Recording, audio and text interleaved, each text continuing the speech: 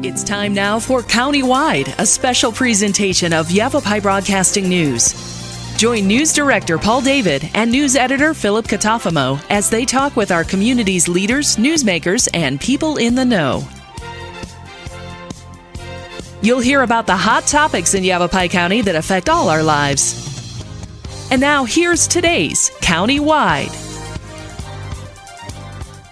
Welcome to Countywide. I'm Paul David. As always, it is great to have you in studio with us today. We are sitting down again with Prescott National Forest West Zone Fire Management Officer Corey Carlson. Corey, welcome back to studio. Yeah, good to see you, Paul. Thanks for having me. It's been several months. I think you were here probably early, midsummer. We talked about fire season and how it was going because we've had such a hot summer. What do we have? The Phoenix metro area is still breaking triple-digit records for triple-digit days in the year. I think the Verde Valley also beat triple-digit records this year. The Flagstaff region has been in the 90s more often this year than any other year in the past as well. So it's been a hot, dry one. And the monsoon was the driest on record as well, and had weather service in the first day of fall, and they were talking about how this is a La Nina winter, which means it's going to be a drier and warmer than normal winter. At least that's what La Nina phenomenon means typically. And then it just seems to keep building and building and building this year. And here we are. It's November 3rd, Election Day. Corey's in studio with me. We have stage 1 fire restrictions still in place across, if not the whole state. The cities and counties are still banning all open fires. It is just an unusual year. So I guess my first question for you, Corey, is what has your wildfire season been like this year? Well, like you said, it's been hot and dry, and that has continued through the summer months into, the fall. Typically, when we'd be doing prescribed fire, right now we're fully engaged in wildfire. Just 3 weeks ago now, I think it was in middle of October, we had the horse fire on the Prescott National Forest, which burned almost 10,000 acres, and I was on scene of that fire, and the conditions out there were like middle of July. I mean, the brush was burning like it was in June or July. The temperatures were, slightly below what they would be in June or July, but still, pushing 90. And, it acted like fire season in October. Our previous largest fire in October prior to the horse fire was 600 acres. And that was, 10, 15 years ago. And this fire was 10,000 acres. So, and there's no relief in sight. So that's the unfortunate part, is that this is probably continue. Nothing's changed. So you've got to be having some pretty interesting meetings with fellow firefighters across the entire western United States, I would imagine. Yeah, and we're not alone in this. All over the West is dry. We didn't get any monsoon, and some of these states that benefit from the lingering monsoon that we get didn't get anything as well. I spent a month in Colorado on the Cameron Peak fire, and they're having their driest and historic. They had their 3 largest fires of all time in the same month. 2 of them were going on at the same time, and those fires were in excess of 100, almost 200,000 acres. And it's, I could go on and on. California, you see it on the news. They're suffering from the same thing. Just no moisture, record high temperatures, record low fuel moistures, and then you couple in the wind that goes along with it, and it never really ends. Debbie Manili, your spokesperson for the Prescott National Forest, was telling me she was up in Northern California there for a while on a 1 million acre fire. That's hard to wrap my head around. Yeah, the August complex, I believe, and 1 million acres. Several fires had just kept combining, and that was just one complex of of numerous fires going on in Northern and Southern California. So I think we're on track to break all-time records for acres burned. We haven't got all the data in yet, but this has been a historic wildfire season across the West. It started on the Prescott National Forest fairly slow. We really didn't have anything most of the year. We were very diligent in, preventing human-caused wildfires. We pretty much put all our effort into that, enforcing and educating that. But unfortunately, in October, we got bit by the horse fire. Appears to be human-caused, and went for 10,000 acres. So it's record across the board when it comes to wildfire this year. We had a fire just yesterday. It shut down I-17, correct? Yep. So that was the Sunset or the Point fire, I believe, right there at Sunset Point on I-17. It burned just over 100 acres late in the day. We even flew large air tankers on it. So, the other thing, Paul, that we're dealing with is we have a seasonal workforce. Our temporary fire folks are typically April 1st to September 30th. That's the bulk of our firefighters, and they're typically laid off by now. We've had to extend them an additional month. We plan to extend them an additional month through November, but typically we don't have those folks, this time of year, and we've had to go asking to, for money to, to continue funding this. So funding is an issue. The fire season is longer in duration. It's no longer a 6-month season, but we're still only employing our temp workforce for half the year. So that's another challenge is having the manpower and the horsepower to put out some of these fires.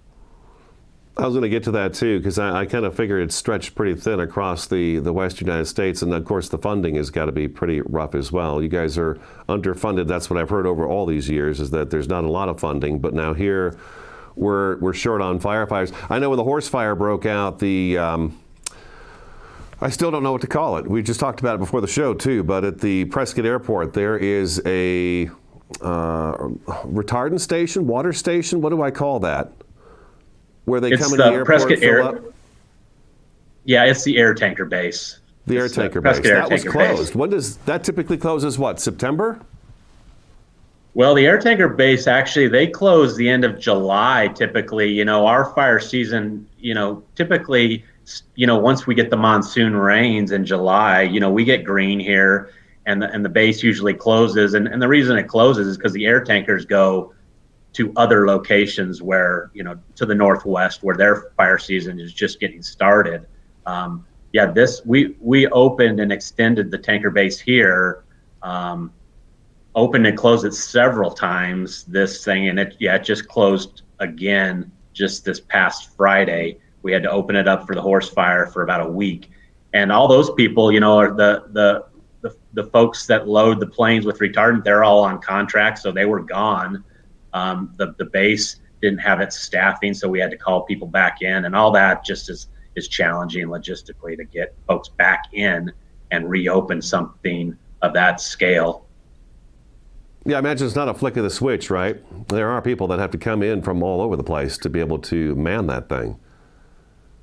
Yeah, and typically when their contract ends here, they go on contract somewhere else up in the Northwest or something. So it's really difficult. It was it was a team effort, the horse fire. We had to bring in folks from Department of Forestry and Fire Management, from the BLM. We had to bring in a Type 1 incident management team just because locally we just didn't have the capacity to manage a fire of that size and that complexity at home. So it was super challenging. It was luckily there was no structures burned, and there was no injuries, and we got the fire was 100% contained as of Monday. So looking good, but that fire could easily happen again, tomorrow. Conditions haven't changed. It's a little cooler. The nights are a little, the days are a little shorter, but still during the peak burning hours, the conditions are still there for a large fire just like that one. tomorrow. Cottonwood's scheduled to hit almost 90 today, so that is definitely way too hot. We got to take our first break, Corey. Prescott National Forest West Zone Fire Management Officer Corey Carlson is in studio with us today, just talking about the unique wildfire season we're having this year and the extent of it as well. Stick around, Countywide. We'll be back in just a couple minutes.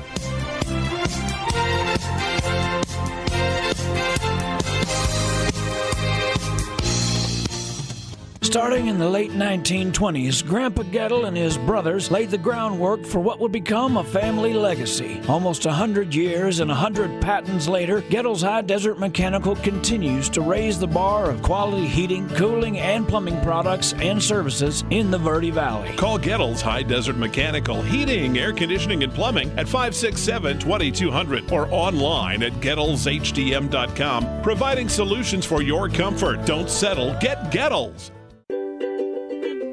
Hi, this is Greg at Verde Solar Power. You know, Arizona has lots of clean, renewable sunshine, and we want to help you take advantage of it with our quality solar installations, and we offer to beat any written offer on a residential solar electric system. So bring us your electric bill and let us show you how solar power will save you money. We're located conveniently here in the Verde Valley and are dedicated to helping the valley go solar. So remember, the energy solution comes up every morning.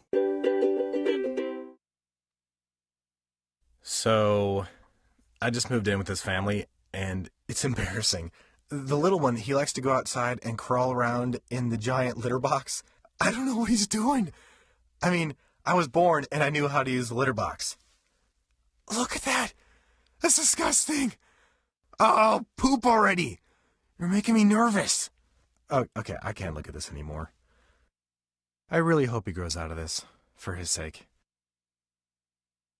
Orkin has pest control down to a science. When your business chooses Orkin's Precision Protection Program, you get a tailored pest control program for your specific industry and environment. Your business can benefit from over a century of experience, training, and scientific knowledge that define the Orkin man.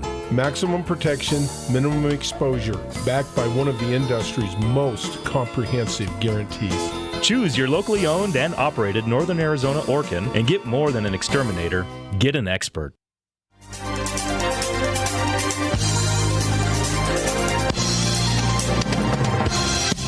Welcome back to Countywide. Sitting down with Prescott National Forest West Zone Fire Management Officer Corey Carlson is in studio with us today. We're talking about the extended wildfire season we're experiencing this year and just how fire danger is still so extreme. Here we are into November, and it's extremely unusual to have this going on this time of year. Corey, we were talking resources a little bit just before the break. And you mentioned that typically the resources we have here in Arizona during the prime of our wildfire season at this time of the year are probably in Northern California, Oregon, Washington, Idaho, Colorado, whatever it may be. But they're further north of us because we've had our monsoon. Things have greened up again, as you mentioned, and so those resources are gone. You got to bring some of those people back. I've got to think that the resources are stretched super thin across the western United States. So any wildfire that starts right now has a chance to really kind of get away from us right at the get-go. Yeah, like I said, we on the Prescott National Forest, which we're a very small forest, but we only have 20 full-time year-round firefighters. So, we have over 1.5 million acres of land out there just on our forest. So typically, when we're fully staffed in the summer, we're probably around 60, firefighters. Right now we're at about 20, and that goes for all the forests. They all have very low numbers of the temporary firefighters. So yeah, if anything starts across the west, there's going to be a lack of resources, whether it's here on the Coconino or even in California. We're stretched thin, and there's with COVID, that's something that is an added in this year is that there's just a lot of these resources just aren't available like they typically were. Some of our cooperators, our partners, our municipal fire districts, they're just not letting their folks out as much this year just because of COVID and the risk of exposure and the families. And we've come across that as well. Just people not willing to or wanting to go out and fight fires just because of some added added complexities and some added dangers. So that adds to it a little bit as well. Now, you're in constant contact with the National Weather Service, just like I am, but have they given you kind of painted a picture of what you guys should expect for the rest of the year this year in terms of just what we're going through right now? Yeah, so we've seen our first, I would say, glimmer of hope. I think, by this weekend, we're supposed to see a little bit of moisture, not a lot, but definitely low temperatures. And they put out their seasonal outlook, their wildfire potential for November and December, and it's normal. So September and October were above normal, fire predictions, and November and December, they backed that down to just a normal. So my guess is that has to do with just the cooler temperatures and probably an increased chance of moisture starting to come in November, December. Now we can't so take good news, I think. Yeah, that is good news. That's really good news. Yeah, I noticed that there's I think it's like it was a couple weekends ago, there's like a 30% chance, at least this point in the week, for the end of the week or the weekend, to see some rain and maybe some snow showers as well coming in. So that would be nice.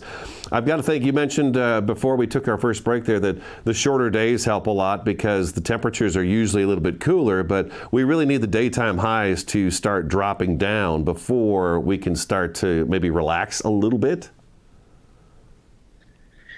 Yeah, certainly. Yeah, the days are much shorter. The nights are, getting cooler. But yeah, during the peak burning periods during the day, we're still in the, upper 80s and approaching 90. And so that the burning period during those peak times is still, it's ripe for extreme burning conditions in all the fuel types. I mean, the grasses typically have green in them from the monsoon rain, and they don't have any of that. It's completely cured out. The brush is basically gone dormant this time of year, and the timber is still extremely dry. So you have all fuel types available during that peak burning during the daytime hours. Now, this means also with the fact that everyone's on guard for human-caused wildfires, let's put it that way, because they are human-caused. There's no storms or lightning or anything happening right now. How do you get any of the work done? Because, there was goals for the Forest Service to, take care of this chunk of the forest next and then move on to this piece and then this piece and this piece and, thin them out, trim them down, mastication, all that stuff's supposed to be taking place. About this time of year, we usually start seeing the fall prescribed burning going on, and we just haven't had any of that. Do you see any of that happening at all between now and the end of the year?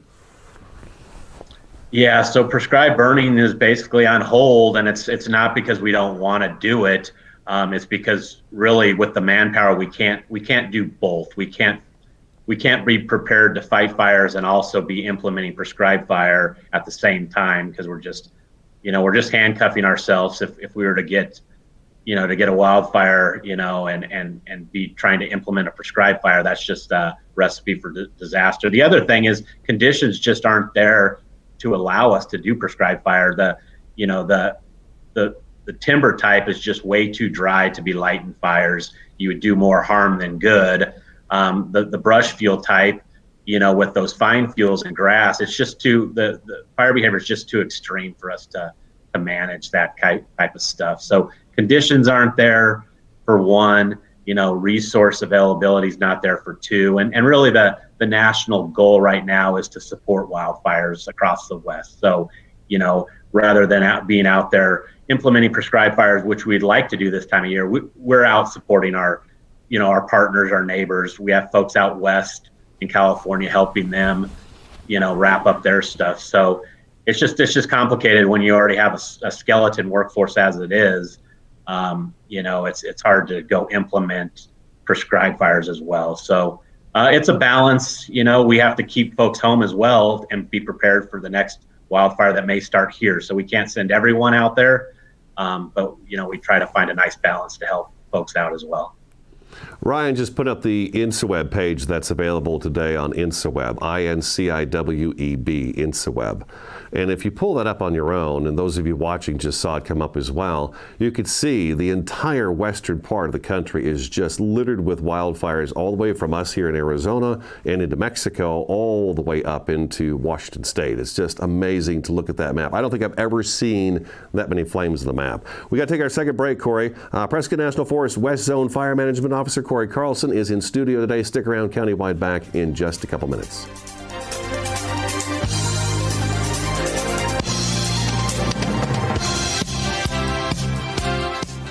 Starting in the late 1920s, Grandpa Gettle and his brothers laid the groundwork for what would become a family legacy. Almost 100 years and 100 patents later, Gettle's High Desert Mechanical continues to raise the bar of quality heating, cooling, and plumbing products and services in the Verde Valley. Call Gettle's High Desert Mechanical Heating, Air Conditioning, and Plumbing at 567-2200 or online at GettlesHDM.com, providing solutions for your comfort. Don't settle. Get Gettles. Hi, this is Greg at Verde Solar Power. You know, Arizona has lots of clean, renewable sunshine, and we want to help you take advantage of it with our quality solar installations, and we offer to beat any written offer on a residential solar electric system. So bring us your electric bill and let us show you how solar power will save you money. We're located conveniently here in the Verde Valley and are dedicated to helping the valley go solar. So remember, the energy solution comes up every morning. So I just moved in with his family, and it's embarrassing. The little one, he likes to go outside and crawl around in the giant litter box. I don't know what he's doing. I mean, I was born and I knew how to use the litter box. Look at that. That's disgusting. Oh, poop already. You're making me nervous. Oh, okay, I can't look at this anymore. I really hope he grows out of this, for his sake.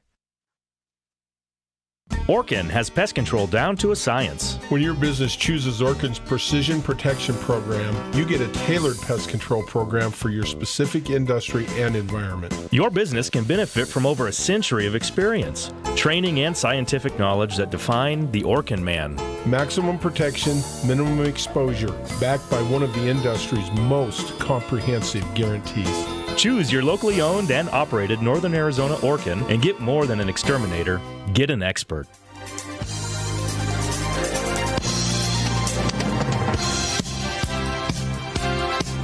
Welcome back to Countywide. We've got just a few minutes left in the program. Corey Carlson from the Prescott National Forest is in studio with us today. We're talking about the extended wildfire season that we're experiencing this year and how it's not over yet. We never leave wildfire season, but there is definitely a lull in it that we experience every year, and we've just not had that lull happen this year. It's still here. It's still wildfire season.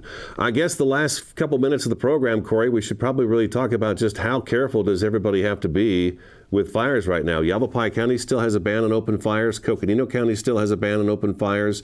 Prescott National Forest, Tonto National Forest, Kaibab National Forest, Coconino National Forest, all still in stage 1 fire restrictions. It's going to be that way for a while, it looks like still. Yeah, exactly. We just renewed our order for fire restrictions through the end of the calendar year. So, hopefully we don't have to go that long, but we're prepared. And it just because it's cooler in the evening and just because the days are shorter, the conditions out there are ripe and receptive to sustain a wildfire through the day and through the night. So we just ask people to be careful, know before you go, and just check on, fire restrictions, because nothing's changed other than slightly cooler temperatures. The conditions are still just as dry now as they were this summer. So the know please before just you be go careful. Still is in place. Know before you go, and then the one last spark too. Make sure those chains aren't dragging. We've had a couple of fires recently where there was a grinder being used in a yard. It's you could use those things, but you got to take the precautions necessary to keep from burning a neighborhood down. So we've got those things going on. I mentioned something to Corey before the show. We've got about a minute left, Corey, but typically we don't worry too much about the pine needles and leaves falling in the yards because it's fall and it's cooler and it's wet, and we're not worried about wildfire season so much, but that's not the case this year. We've got a bunch of that stuff piling up in our yards again. So defensible space is also a thing we still need to think about. Yeah. Leaves are falling, needles are falling, and we're in the restrictions, which means you can't burn them like you typically might in your yard. So you're going to have to rake them and bag them. I know that's a lot more work, but yeah, definitely. I would suggest, if as the leaves and the needles fall, to rake them, bag them, and take them to the dump, because we're going to be in this for a while. I think it's dry out there. Well, everything's lasted forever in 2020, isn't it? Just lasted forever. Corey, we're out of time. But thank you for taking a little bit of your time out of your day to sit down and talk with us about just the importance of how the wildfire season has been this year, and we're in store for it for a little while longer. So I really do appreciate your time. That was Prescott National Forest West Zone Fire Management Officer Corey Carlson. That is today's Countywide. As always, we thank you for watching and listening, and we will talk to you again next time. Thanks, Paul.